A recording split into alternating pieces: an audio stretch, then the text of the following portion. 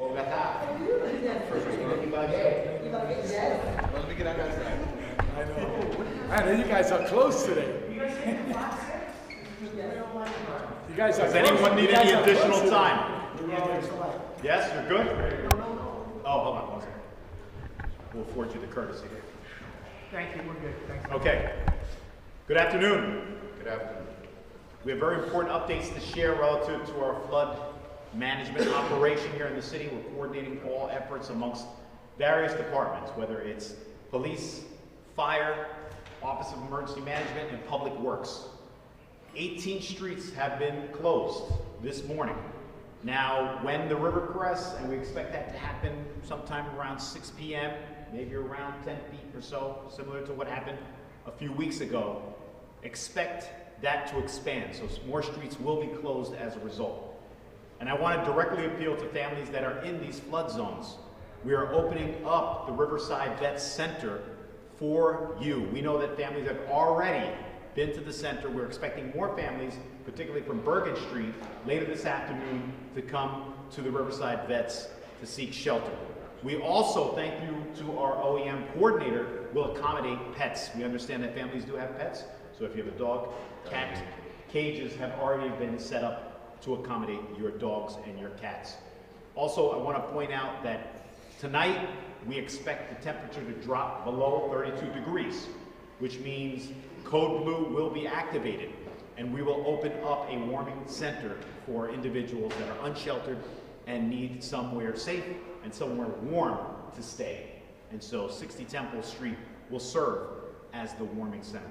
At this time, I'm going to yield to our OEM coordinator for additional updates relative to our flood management operation. Troy Ayers. Thank you. Good afternoon, everybody. Good afternoon. So today, there's a few updates. 60 Temple will open tonight at 9 o'clock. We have a staff there just to accommodate unhoused people in the city of Paterson. Riverside Vet is open right now to take families in the city that are dealing with flood emergencies. Social services will be there, and other organizations work together. And we're facilitated by Red Cross, and the Paterson Police is there for security measures. The DOT is manning Route 20 right now. Route 20 northbound is closed. We see Route 20 southbound being closed before rush hour. The water is starting to come up, and we're going to shut it down. So there will be detours in place. We also closed down several streets that will be closed till further notice because we expect another inch and a half of rain in the next coming days. It's actually going to get cold. I'll let DPW speak about the precautions they're putting in place. We're prepared. We asked you to be prepared. We gave you ample time. Right now, we are in the thick of the storm. This is what we were preparing for. The flood waters are coming up. We're in the middle of the crest is beginning. The crest could run 12 hours or 20 hours. We don't know what Mother Nature can do. All we can do is prepare and take care of it. Everybody be safe out there, and if you have any problems, please call 911 emergencies or call the Office of Emergency Management, 973-321-1410. Thank you. Any questions of our coordinator? Thank you, coordinator. I'm glad that you stated that tomorrow night we do anticipate even more rain, less than what we received, but still, since the situation is so precarious relative to the Passaic River, we do have to continuously monitor the situation. At this time, I want to hear from the fire department. We've heard from him from the last 2 days, giving us thorough updates as to what his department is doing. Our Deputy Chief, Arthur Woods. Good afternoon, everybody. The fire department has all their personnel on standby. They're at the ready in the firehouses. All our swift water assets and flood assets right now are at the ready, waiting for any additional calls that may come in. Right now, the majority of the streets that are affected by the flood waters have been closed, so we're not seeing any incidents where we have any vehicles driving in the flood waters. We did have a call earlier today for a person that needed evacuation from a home, but they chose to stay in floodwaters. They chose to stay where the water is rising. We recommend that if you're in a known flood area or prone to flooding, that we do recommend that you evacuate. However, if you choose to stay and you want to evacuate later on, the fire department's at the ready to come in with our high water vehicles to remove you, and the shelters are set up in place. Thank you. Thank you. Any questions from our chief? At this time, from the police side, our public safety director, Jerry Speziato. Thank you. You know, this is an extremely challenging time, whether it be fire, whether it be OEM, whether it be police. You know, as we talk about this inch of rain, think about it.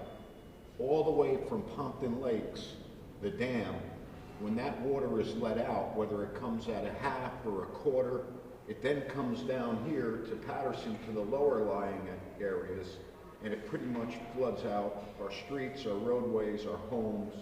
So there's a lot of things that we have to deal with as a result of 1 inch of rain or the cresting. All of that plays a major role that becomes extremely challenging. We really need to dredge the Passaic River. It's only about 7 feet deep in most spots. If we could dredge the river, many years ago they dredged the river in Garfield. They don't deal with the floods that we're dealing with today. So I'm hopeful that someone will see that as a solution so that we don't have to keep putting our resources in harm's way and our residents. Thank you very much. I've actually stated this in the past relative to the Department of Community Affairs. 2 items. One, last year we applied for a grant through the Department of Community Affairs to build a flood resiliency wall on McBride Avenue behind our fire headquarters in Pennington Park. Well, the Department of Community Affairs also has a flood mitigation assistance program where individuals in Paterson in these flood-prone zones can apply to have their homes actually elevated. So we're going to continue to promote that program, and hopefully individuals that are living in those low-lying areas in Paterson will take full advantage of this initiative. At this time, I want to call forward our Public Works Department Director, Billy Rodriguez. Billy. Thank you, Mayor. Department of Public Works is ready to handle the freezing weather tonight. We have our source spreaders ready to go. We're also ready to assist OEM, the fire department, and police in whatever avenues they need us in. One last thing, if you see a barricade up and if it's not completely blocking the street, that doesn't mean it's not meant to block the street. Please turn around and go another way. You get yourself caught in something that it'll take more personnel to get you out of. If any calls that you need to make to DPW, please call 973-321-1488. We're here to assist all Pattersonians all day long. Thank you. Thank you. Thank you. And to dovetail on what Director Rodriguez just said, you heard from Director Woods yesterday when he said the night before we had 12 rescue operations. Why? You had localized flooding and you had people disregarding the barricades and driving right into the water. And so I just want to underscore the importance of turn around, don't drown. That's right. That's what has to happen amongst individuals that choose to drive in this climate. At this time, for the benefit of Telemundo and Noticias, we have with us Councilman Luis A. Velez. Thank you, Mayor. Thank you. I just Channel 4741, respectfully. I know, I see you respectfully, but I would say this to the residents of Paterson. The administration is on top of the storm from the beginning to the end. The OEM, police, fire department, DPW have been on top of the storm and the aftermath of it from the beginning. The council and the leadership of the council have been in constant communication with every constitution they call, and they're the one that call us too. But I want to make not a phone call. I want to make a plea to the governor of the state. He has gone to Lodi, also to Fairlawn and other cities beside Paterson. I need you here and assess our streets, our rivers, and listen to the concerns of our residents. The local government have been here for the residents. They asking, where's the governor? So I want to see the governor in our city and assess our city the proper way and get a plan to not put these people in the future back in boats. We need to be clear on this. We are working hard, Mayor, And our fire department is working hard, our DPW is working hard. We're using our budget to make sure that we are putting the residents of Paterson in safe places. But we need that help, and that help has to come now. Not just talk and go. We need the help now.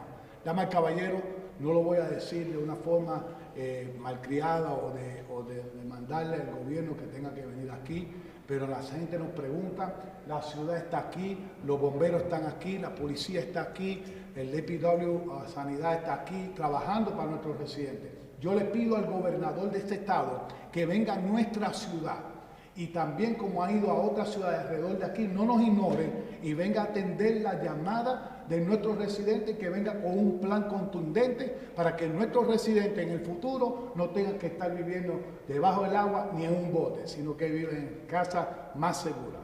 God bless you. Thank you. Good job. So we will provide periodic updates when appropriate, but I do want to thank our first responders for being here on the front line to make sure that we keep our residents safe.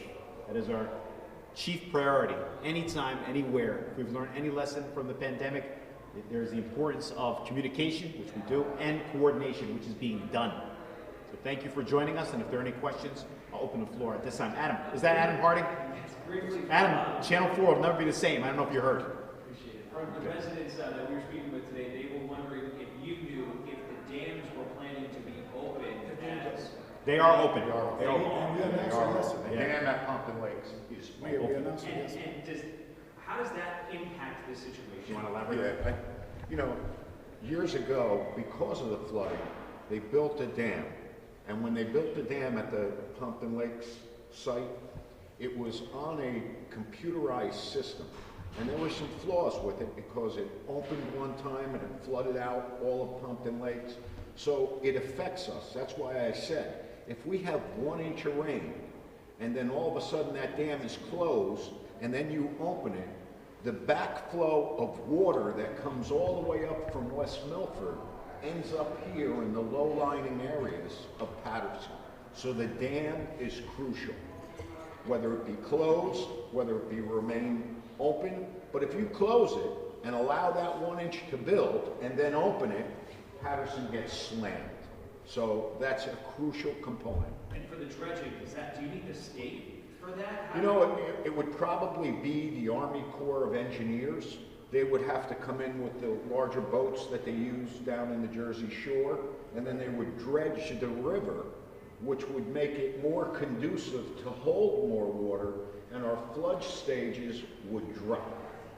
And would you say finally on that front, neighbors would say, we only got these types of flooding every 10 to 15 years in the past, and now it feels like it's all the time. Is that related to this, or with the dredging then mitigate some of the, what feels like back-to-back systems, and it wouldn't be all the time? You know, look, the dam plays a part. The dredging is another mitigation strategy.